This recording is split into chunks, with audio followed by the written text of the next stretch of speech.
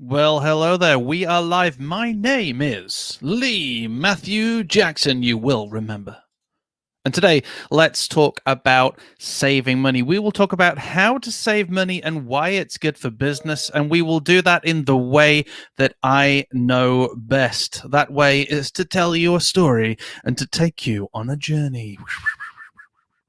And we will go back to many moons ago when our agency was a big agency servicing all sorts of people. I've shared this story many times how we were a full service agency with multiple industries, multiple products and services, no particular message, no particular specialism. We were all things to all people, and we had the staff, the turnover, and the stress to prove it. So we recognized that we needed to make some changes, and you'll have heard of the agency reset, how we started to grow our business by scoping right down to one particular industry, offering them two very specialized products and services. However, there was something significant that we needed to do with our business. We had grown our business and had two offices. We had a London office, we had a Bedford office. So there was two very big expenses there. We also had multiple staff members here in the UK and around the world, and we had other significant costs like software and so on and so forth. So for each and every month, a lot of our decisions on which clients to take on, etc., were guided by the amount of money that we had to get so that we could cover all of our bills. Therefore, the only way we perceived we could be a profitable business was by continuing to grow, continuing to sell more and more and more.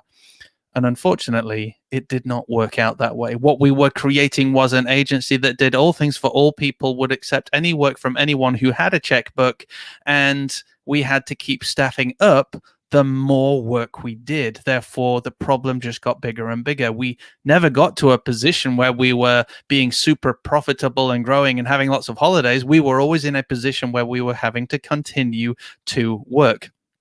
And we recognized and realized that we could improve and increase the profitability of our business, not by selling more, but by focusing in on that industry and raising those prices, etc. They were all great, but we could actually do it right now and look at our costs. And that's where we made some significant changes. The first thing that we did was to break down the costs from the last 3 months of our business activity. There's a lot of work, but we got all the bank statements and we were working out what are we paying for monthly. We can see the rent, we can see the rates, we could see all the software bills, all of the staff bills, the contractor bills, everything all down there on paper. We had two offices that we were responsible for, so that meant we were paying the rent, the rates, we were paying the electrics, you name it, we had it. So that was a lot of stuff there, let alone our staff and software, etc. What we then did was started to highlight what were the essential costs. And this is really interesting because at first we were highlighting things like rent and rates. Okay, these are essential. We have these offices, etc. What we then started to do was to highlight those things that could be cut or removed. And they were pretty obvious things, like we could probably live without that software. We don't need that many licenses of Adobe, so maybe we can decrease those costs, etc. So there was a few obvious things that we recognized that we could cut. We also started to ask ourselves questions about the products and services that we were offering people. And this was all part of the same time as doing our agency reset, where we were focusing in on the industry that we wanted to serve with the products and services that we wanted to perform for that industry. And we recognized that actually quite a lot of the products and services that we offer have extremely high costs, very low profit margins, extremely high costs. Why are we doing them? In fact, we were paying licenses for software to enable us to do products and services that were already not profitable. And also maybe we would win one or two of that particular type of contract per year. So in fact, that was in the negative. So it made it very obvious that there were products and services that we probably shouldn't even be offering anymore. Software and licensing and contractors that we would therefore not need to use anymore. And especially going through this journey of focusing in on who we were serving and what problems we were solving for those people and what services we therefore want to offer those people.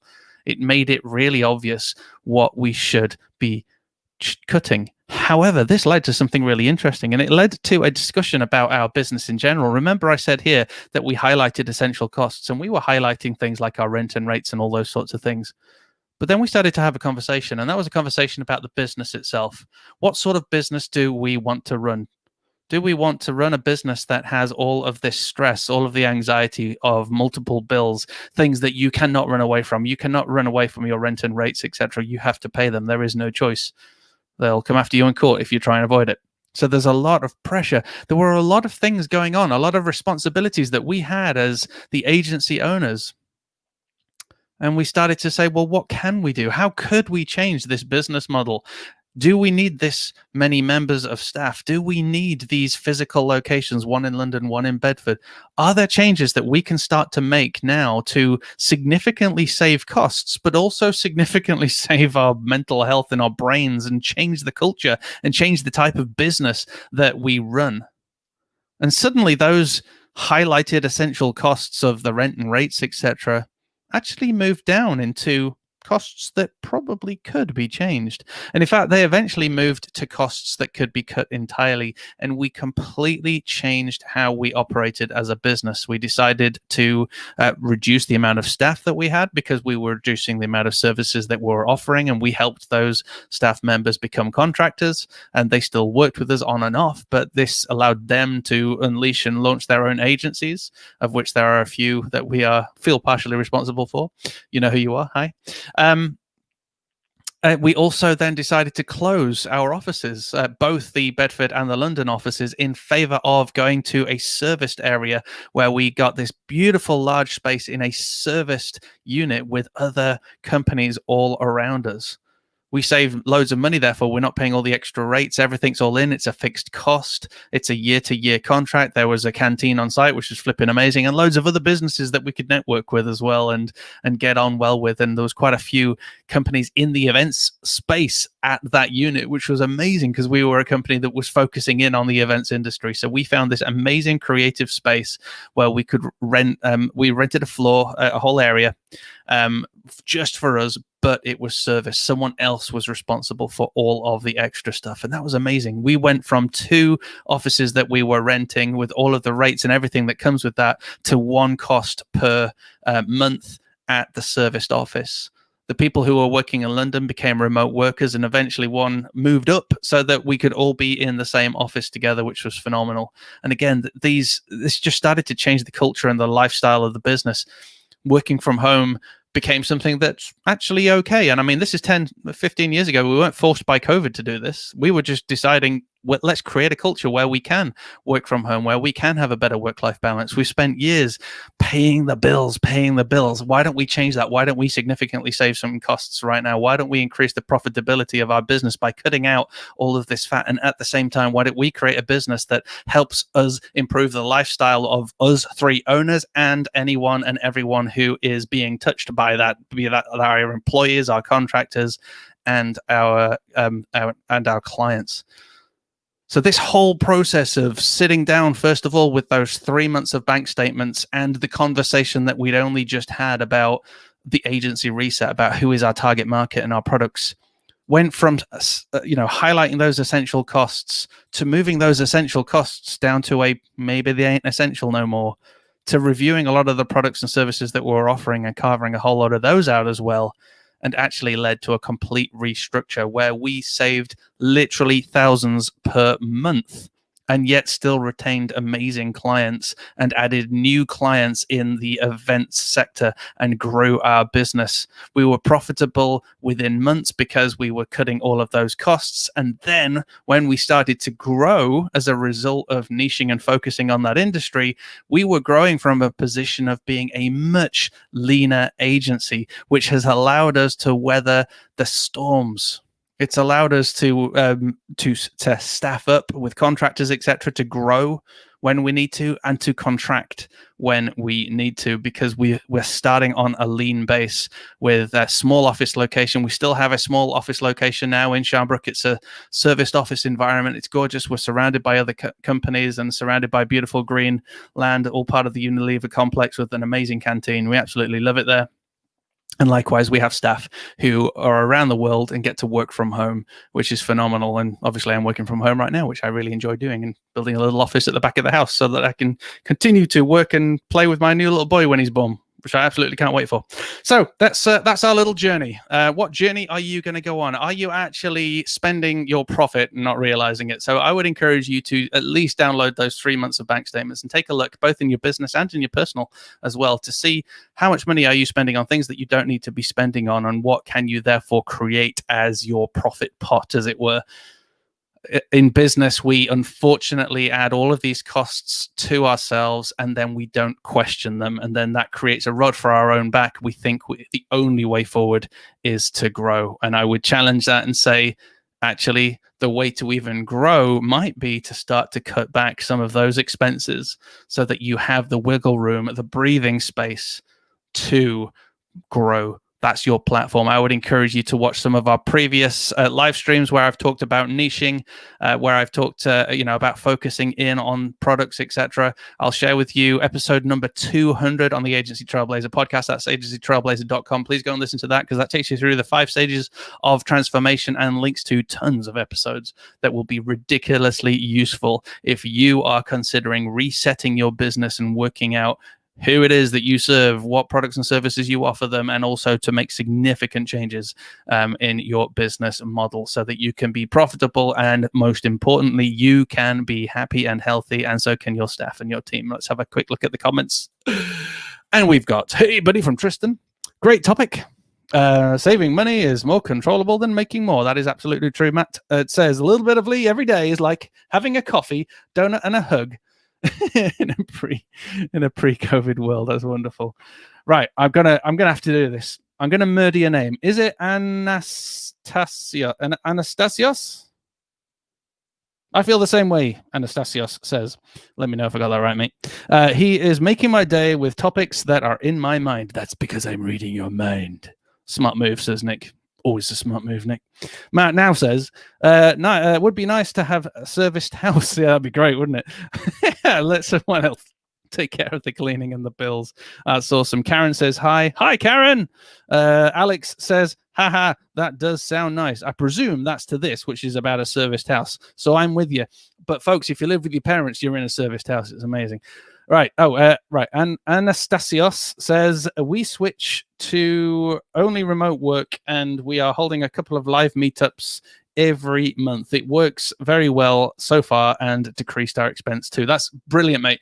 And COVID as well. I was listening. The reason why I shared this live stream today was because I was driving in back from I went and met my friend at the church, and I was driving back, and they were talking on the radio about many offices. Originally, something like 6% of the workforce here in the UK were working from home, and now it's increased to about 40% or more, which is a significant number, and many businesses are now considering retaining that and closing offices, etc. And that led me to thinking about our own journey, where we closed 2 offices and actually went into a serviced environment. What you've done is gone even further and gone to a fully remote team, which is phenomenal. And I do think COVID's really helped a lot of businesses to go through this process, has forced them to go through this process, and this process has actually been a positive and ridiculously helpful. What is your least favorite expense, Lee? My least favorite expense at the moment is the internet payments I am making for the office that is currently still closed because of COVID, and I can't go to it. But BT still want me to pay the internet bill. And the end of that contract is in a month and a half, and I am canceling that, and I will have a party. That is my least favorite expense. I guess my least favorite expense is anything where I cannot actually use it. So I'm paying for it and I'm not using it, which is actually what led to me canceling tons and tons of these software as a service subscriptions that I had, and I just was not using them. I think I had remove background for like months at $9 a month, and I wasn't even using it because we've do that internally anyway. And also, confession, I discovered that I'd been paying for this, which is StreamYard, since 2018, and I had no idea. And when I started live streaming a few months ago regularly, I said, oh, I must upgrade my account to StreamYard. And I had a look, and it said I was already there, and I was already paying $25 a month since 2018. So they'd had something like $200 of my money before I started using it, if not more. And Matt says, ugh, bills for stuff you can't use is like a phone contract for a broken phone. Mate, on that, you're totally right.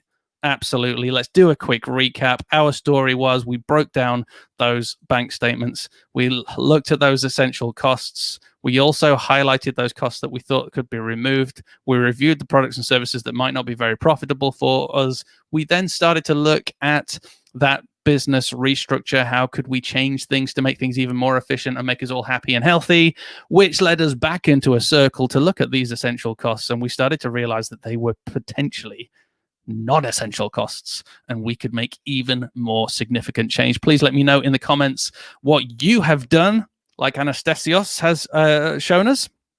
What have you done to save significant costs in your business? If you're watching the replay, type in replay. If you're watching live, type in live and share some emojis.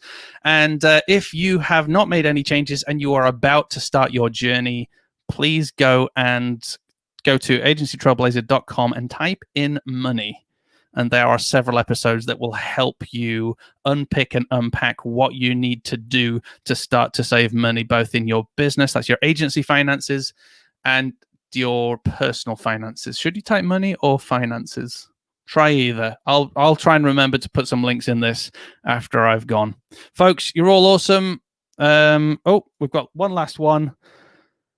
How do I say this? Leafatassos is thanks, buddy, over on Twitter. Thanks for sharing. Great talk. Peace, man.